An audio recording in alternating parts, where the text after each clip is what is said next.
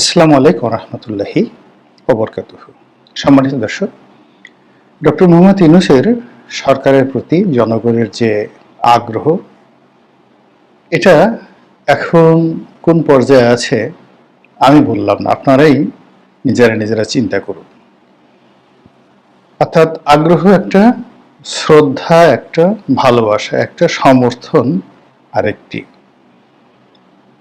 হাসিনার যে জমানা এবং তার যে দুঃশাসন, সেই দুঃশাসন থেকে বাঁচার জন্য গত 10টি বছর ধরে, আরো বেশি সময়, 2012 সন থেকে একেবারে 24 বলতে গেলে এক যুগ ধরে আমরা অথই সাগরে হাবুডুবু খেয়েছি।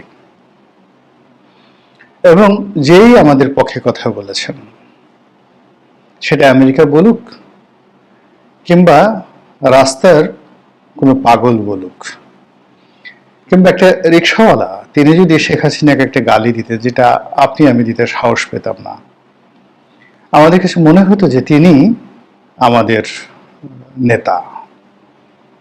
আমরা একসময় সেফায়েতুল্লাহ সেফুকে নেতা হিসেবে অনেকে মেনে নিয়েছি। তার অকথ্য এবং অশ্রাব্য ভাষার গালাগাল শুনেননি এমন কোনো ভদ্রলোক নেই বাংলাদেশে।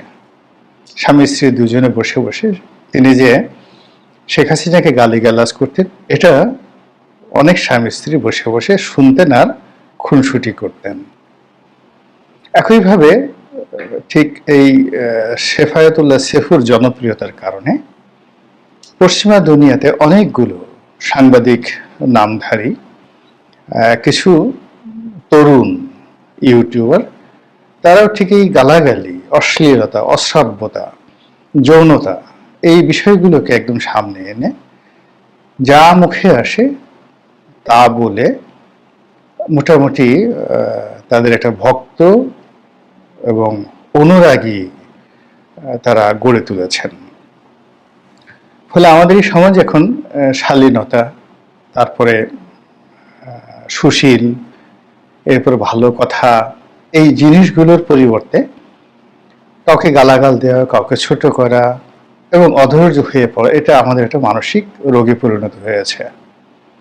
আজ খুব অল্প সময় গেল, এই অল্প সময়ের মধ্যে যদি আপনি প্রশংসা করতে চান ডক্টর মোহাম্মদ ইউনূসের যে অর্থনৈতিক পরিকল্পনা সমূহ, তিনি এবং তার অর্থ উপদেষ্টা ডক্টর সালাউদ্দিন এবং বাংলাদেশ ব্যাংকের গভর্নর, তিনজন মিলে মোটামুটি অল্প সময়ের মধ্যে একটি ভঙ্গুর অর্থ ব্যবস্থাকে যতটুকু সফলতার দ্বার প্রান্তে নিয়ে এসেছেন, এটি নিঃসন্দেহে প্রশংসনীয়। কিন্তু সমস্যা হলো যে এই যে তার যে অর্থনৈতিক কর্মকাণ্ড, বিদেশ থেকে ঋণ আনা, তারপরে শেষে ব্যাংকিং ব্যবস্থায় স্থিতিশীলতা আনা, রেমিটেন্স আনা, এই জিনিসগুলো নষ্ট হয়ে যাচ্ছে কেবলমাত্র আইন শৃঙ্খলার অবনতির কারণে। তারপর সিভিল অ্যাডমিনিস্ট্রেশনে যে নিয়োগ এবং বদলি, এইগুলো নিয়ে যে অরাজকতা চলছে, তার কারণে আইন মানার যে একটা প্রবণতা, সেটি ধীরে ধীরে তিরোহিত হচ্ছে।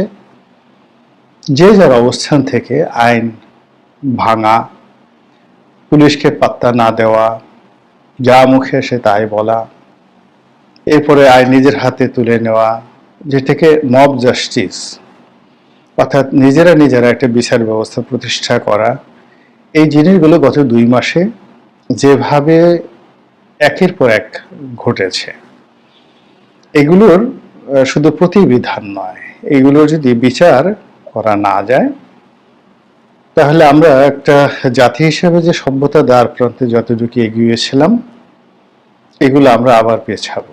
অন্যদিকে এখন যারা রাষ্ট্র পরিচালনা করছেন, তাদেরকে আগামী দিনে কেবলই মাত্র এই বিষয়গুলোর কারণে পুনরায় বিচারের মুখোমুখি হতে হবে।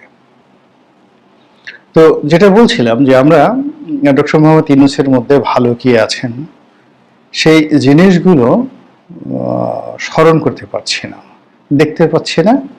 এর কারণ হলো তার যারা ভক্ত অনুরাগী রয়েছেন দেশ এবং দেশের বাইরে, তারা তার ভালোকে এত বড় করে অনেক বিশাল লাইট দিয়ে, বিশাল